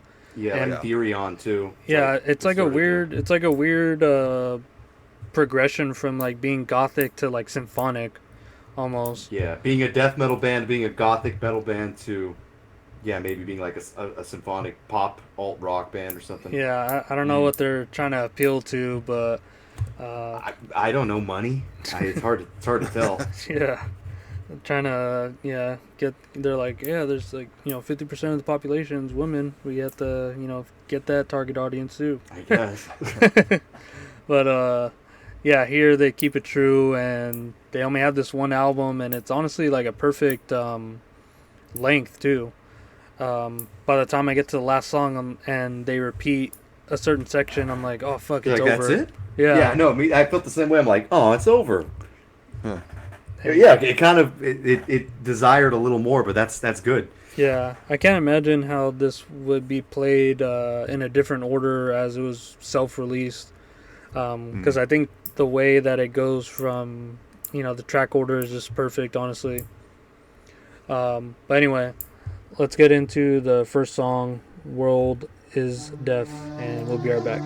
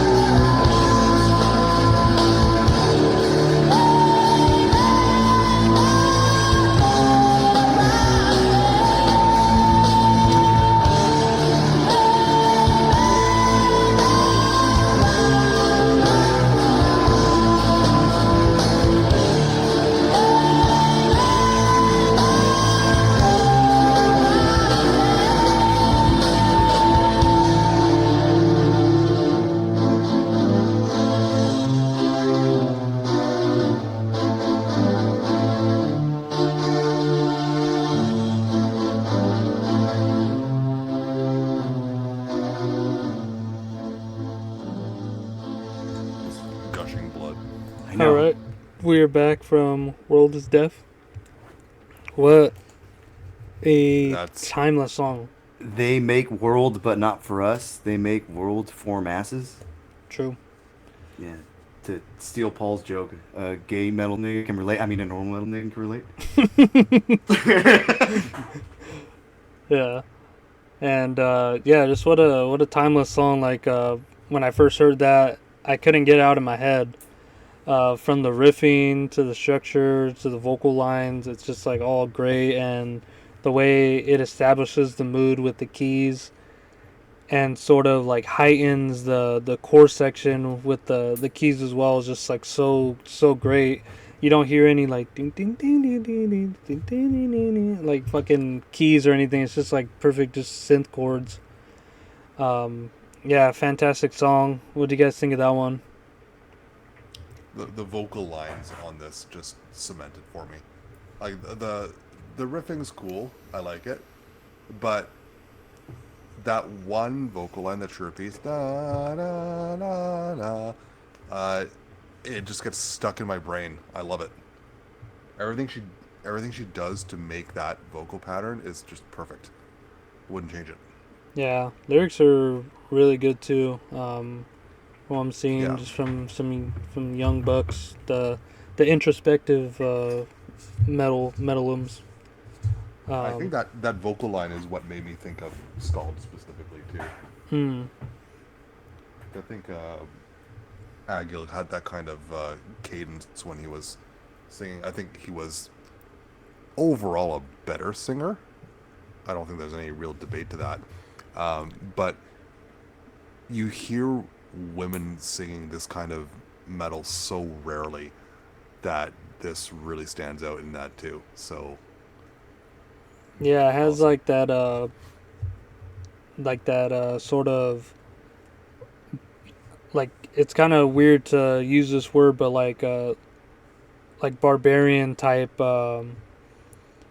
like performance. It's almost like you know, someone went to battle and they never came back and shit, and you're just like, you know, singing out your sorrows out into the void. Yeah. It's so good. What'd you think, Dan? Yeah, it sounds like she's really far away. That's what it sounds like. Yeah, singing into the ocean or something. Yeah, pretty much. It's sort of hard to say where they're coming from musically. Like I mentioned, it does just kind of sound like heavy metal. It's well, this song in particular. We'll see what happens on the rest of them, but I think Fred was sort of right on the money. Maybe Skuld would be like one of the closest things that this song sounds like. Maybe a little bit of Doomsword too, but that's like slightly more. I think that's a little bit more dense. This actually is not that dense, but it kind of gets to the point, sort of, Yeah, like and throughout the whole thing. I think a lot of like just the riffing and music behind the vocals are just as memorable too. Dun, dun, dun, dun, dun, dun, dun, dun, Yeah, even the lead dun, behind that, it's like. yeah, drums And nothing's- sound great nothing's too. used to- Come out again? What? 97. Yeah, 97. So it's same time as the Scald album. Interesting. yeah. I don't know if it's something that's like these bands were like, it was already at a point in time where there was like, you know, women in metal bands as singers, or if they're trying to like pave their own sort of path in the scene.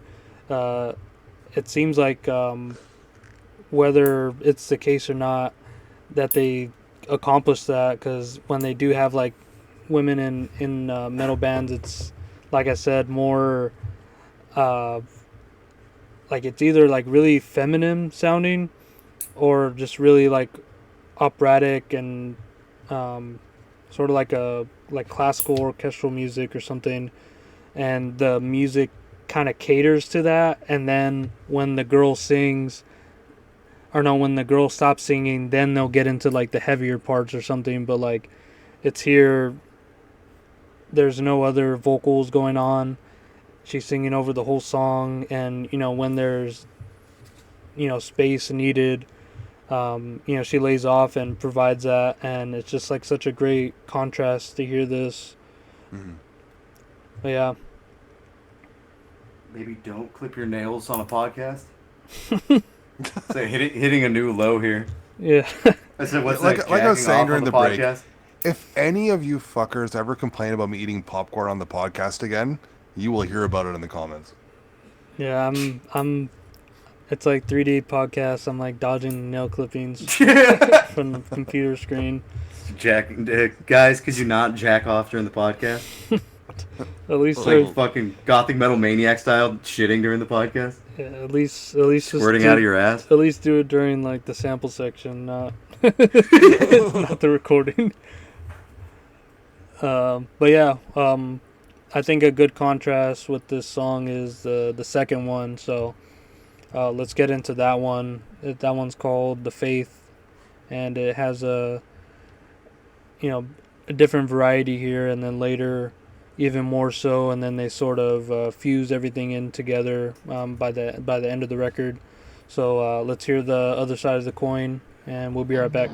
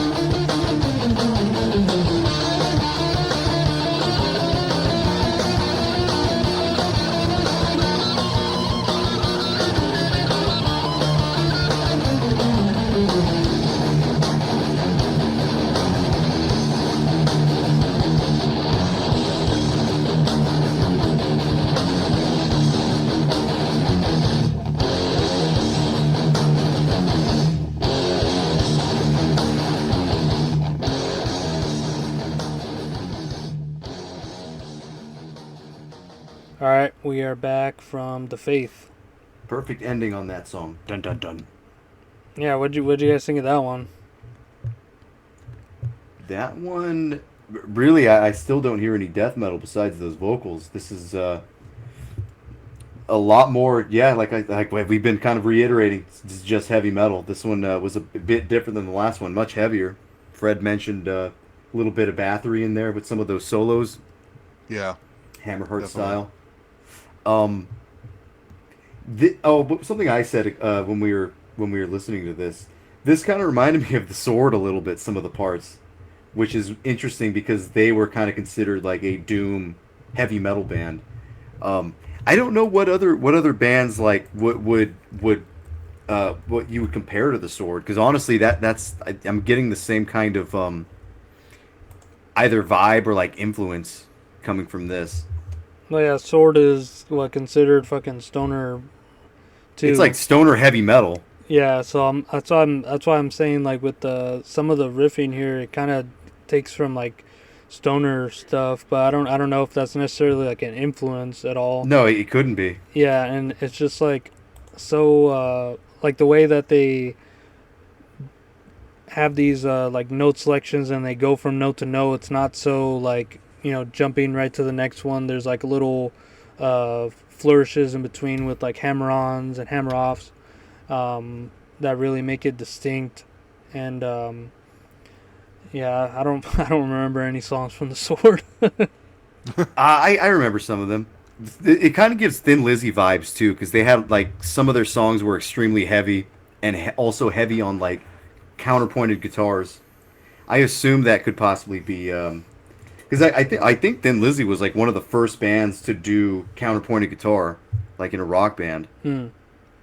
So I think that's possible because they were a popular band anyways. Yeah. It also reminds me of like Valiant Thor, if anybody remembers that band. I don't think anybody does. Yeah, they're like hard rock. They were like epic hard rock. They were like hard rock with like harmonies. Yeah. And I just think a lot of the riffing here is just so catchy and memorable in the way that they, repeat over and over again and use these sections as like transitions, and then right there at the end you hear with like the cymbal choke riff, dun dun dun dun dun dun dun dun dun dun dun, as the outro. Just so good, and I love the declarative vocals over this. It's like he's like, "You are so weak." Hey you, what's going on? You're gonna die. Why are you so afraid? And then she goes, "If you want to be free." No, it's broken English. So if you want be free, she says. Yeah. If you want be free. Yeah. But yeah, Fred, what do you think of that one? Like Dan said, this one felt like had a lot more direct Bathory influence in it. Not a fan of the harsh vocals on this one. They're a bit too clear, which is a me problem. I did like the addition of choirs on this though. That was a nice touch. Mm-hmm. Yeah, it was. Gave it a much grander feeling than the first track. They were really good at transitions too, and like some of those stop-starty things were really, really quality shit. Yeah, That just means they cared. yeah, just a really great. You can tell that they care. Like this sounds so soulful. Yeah, I wonder how much like contribution she had for this record. When I was reading in that Funeral Doom magazine, it was with the singer from the Tragedies album from Funeral, and she was basically saying like the guys got together, had everything laid out, had the vocals lines mapped out, the lyrics, and they kind I of think just that's like usually how it goes with girl vocalists in bands like this. they kind of have Like a everything's vision. kind of ready already. Yeah, they have like a vision, and then they're like, all right, you just need to execute. Yes, exactly. That's usually how it goes. I mean, from our experience too, that's usually how it goes. Yeah, because like you could just hear from here. There's not really much outside influence besides just like metal shit, you know. Like even from like the perfect like release from like her like chorus vocal, if you want to be Into free. the solo, Yeah, into the lead like parts. the heavy metal, you know. Oh, and it did have that great. I forget what you called it. You called it like Greek breakdown or something. Greek black metal breakdown. It's like Yeah,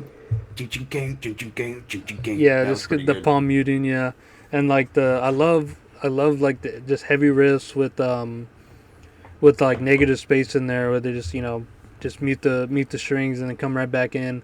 It's just so it just works so well. You can hear the drums and everything else going, still carrying on, and then jumps right back in with the riffing. It's just so good.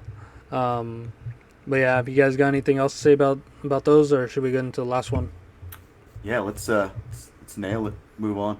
Yeah. For this one, I wanted to get into one of the later tracks, and I guess that's what they had this originally titled as Revenge, so that would be the title track. It's going to be the fifth song. This one is really, really good. It kind of is a marriage between the first two songs where it has both aspects in there. It was kind of hard to choose between Trial Room, The Battle, and Revenge. Milky Road was kind of the third track after this one, The Faith. Mhm. It's like sort of more subdued, and I'm a subdude, dude. and then they it's like a perfect end of side A track, and then goes right into just more heavier songs. But yeah, so I want to go with Revenge here, which is the fifth track, and we'll be right back.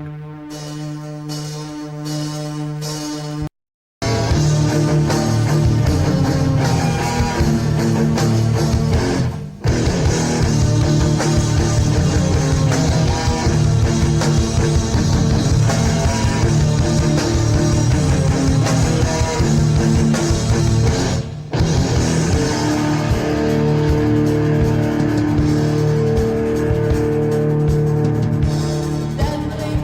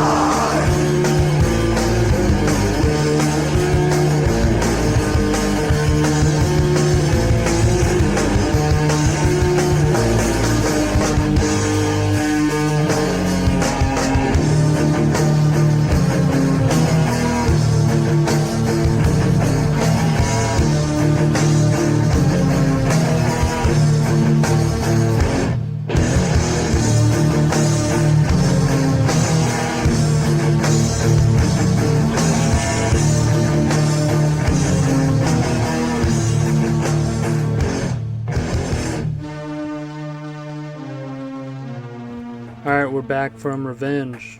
What do you guys think of that one? The quieter parts without guitars, and it's just drums and her singing, and possibly like acoustic Bass. guitar. Maybe. Reminded me a lot of, well, not a lot, but it gave me twinges of Switchblade Symphony here and there. The opening part of the track, though, made me think a lot of like demo era of The Gathering, which is pretty cool. Like, It's kind of remind me of like lazy style of like gothic doomy death metal, like another Polish band, that one Neolithic. If you remember that band, Paul. Yeah, it kind of reminds me of that stuff. And in that sense, it's like that stuff was considered death doom, but in a really kind of weird way.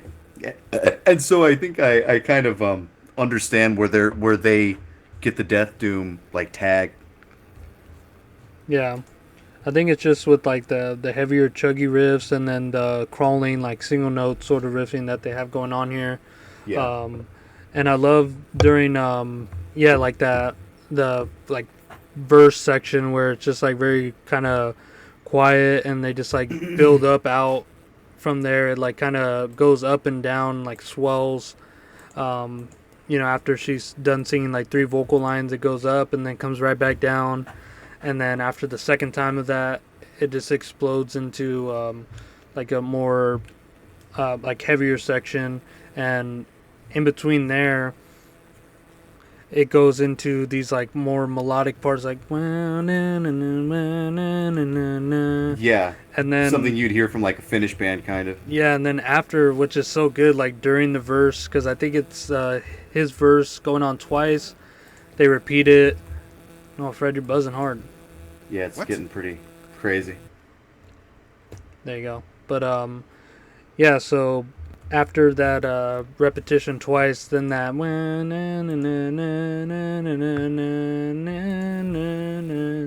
it goes into its own section while the vocals are still going on. It's just like such like clever songwriting to use these parts and have like sort of extensions going on from it. And then when the song starts up from the top again, it goes all the way down and you expect it to kind of have like that slower soloed section again. Mm-hmm. But then it has this like upbeat drum beat that's driving that section and just kind of gives it a whole different like perspective on how that riff could be played in the whole context of the song. And it's just like such a great release, and it's not like they had to introduce something new. It was just recontextualizing something to make it hit even harder. It's so fucking good. Mm-hmm. There was there's a little tangent I want to go off here. I just have to remember the name of this one band. See if I can find this. One out of like millions of bands. No, it's a '70s rock band that what is it, man? Obrock covered. It was not Clawfinger. God, what the hell was that band called?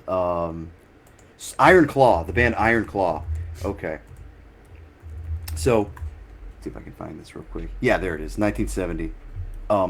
So I was kind of when I was sort of comparing this to like Neolithic a second ago, and something that I noticed here on their first demo, it has some guy on there. It looks like Michael Jackson or something.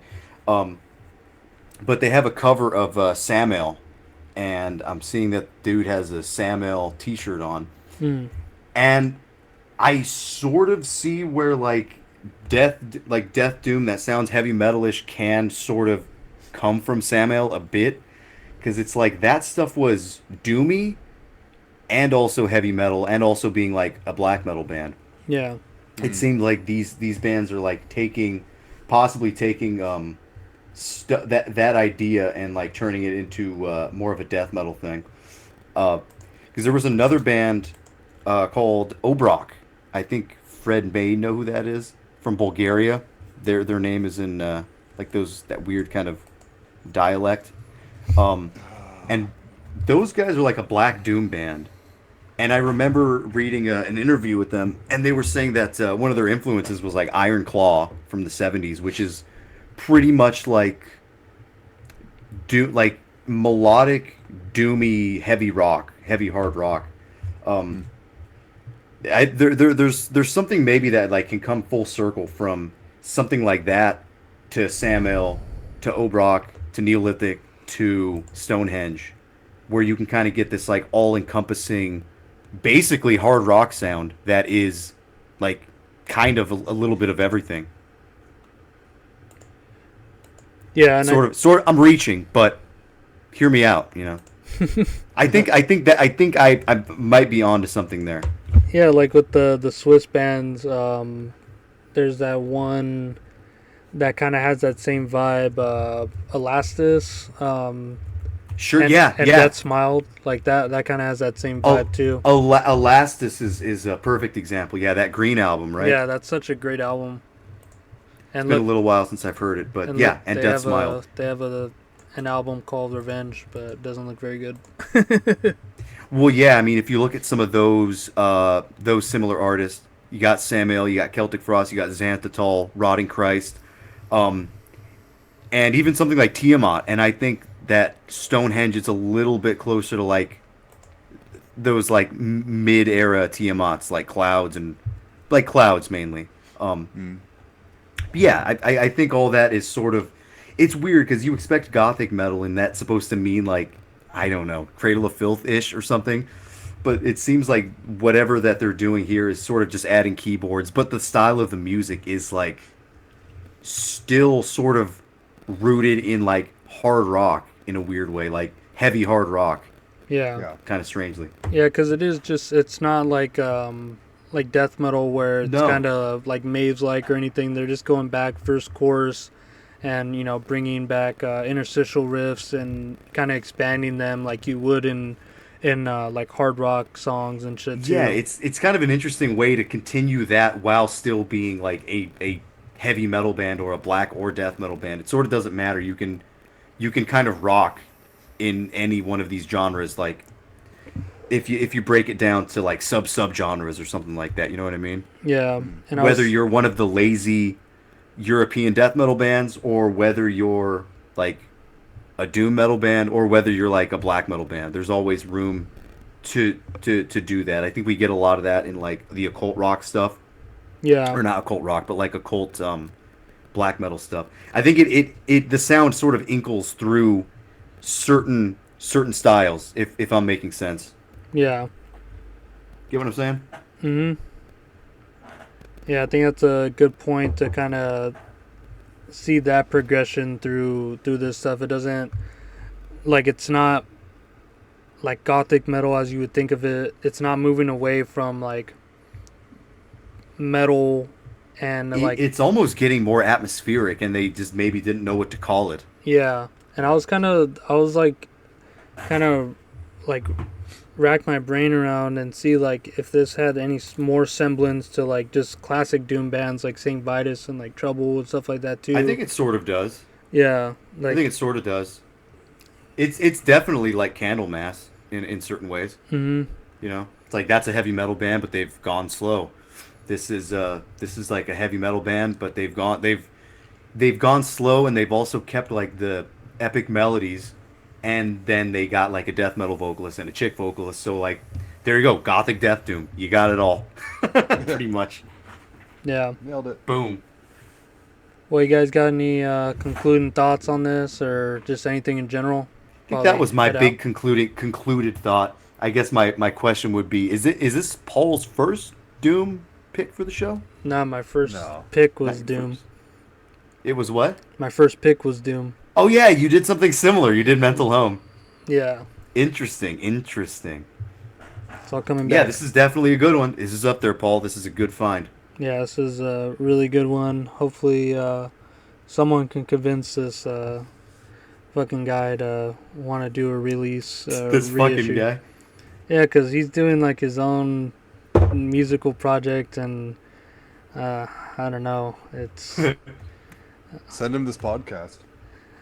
He's probably Look how be much you like, it. he'll probably be like, "Oh, take it off." Like, Take it off. This is when I was a kid. Take it off, man. I'm a man now. I don't want to remember this. I'm a man now. Take it off. So yeah, what about you, Fred? Jerry Seinfeld. This might be one of my favorite releases they brought onto here. Pretty good. It's pretty It good. was new to me. I think I'd seen the cover before, but never actually listened to it. And it's like I said, hearing a woman singing in a band like this with a more pagan sounding approach is something you hear so seldom that it really caught me off guard, and I really like it. Again, I think as a vague comparison, Scald with a woman singing is a good way to go. They got a lot of elements here, and they're making it work. Yeah, they do. But I think to me, just the fact that it's a woman singing this kind of music is so rare. Like I've never really thought of. Let's boil it down to like really simple terms. Bathory worship with a woman singing. I can't think of any. I can't think of any. Yeah. And this one. Maybe that band I brought on New Year's. I forgot what they were called though. I forgot what they were called. I don't remember what they were called. Oh no, I know Well, the one you mean. It wasn't, but the vocals weren't as like Well, powerful as on this, right? We forgot that one, but we'll always remember Stonehenge. True. I'll never forget that opening track. I'll always remember that. Yeah. I would love to get a copy of this, whether it's an original cassette or if they do finally like fucking get a reissue going. Why don't you just draw a copy? I was mentioning before that one of the listings on print the copy on YouTube yourself. for this has the cover, like, but in a square format, and it looks like it's a CD reissue. But no, they just did that to fuck with us. There's no Fred, download this this audio file from YouTube, print out this picture, and then put it in the cassette thing, and be like, "I got the cassette." I got the cassette. Well, they have some on Discogs, but I believe they're like from Poland and stuff, so it's not too pricey. So you will never get them. You will never get this. La la la la. You will never get Stonehenge cassette tape. And then he break out of cage and he get this. High five. My brother Bilo. Yeah. All right. Well, I think that'll do it for us, and That'll do, pigs. we'll be back Yeah, with I'm fucking done with this. Get a life, pigs. we'll be back with some Dan picks True. with the S. So there's two. There is. Twofer again. How did Paul know that?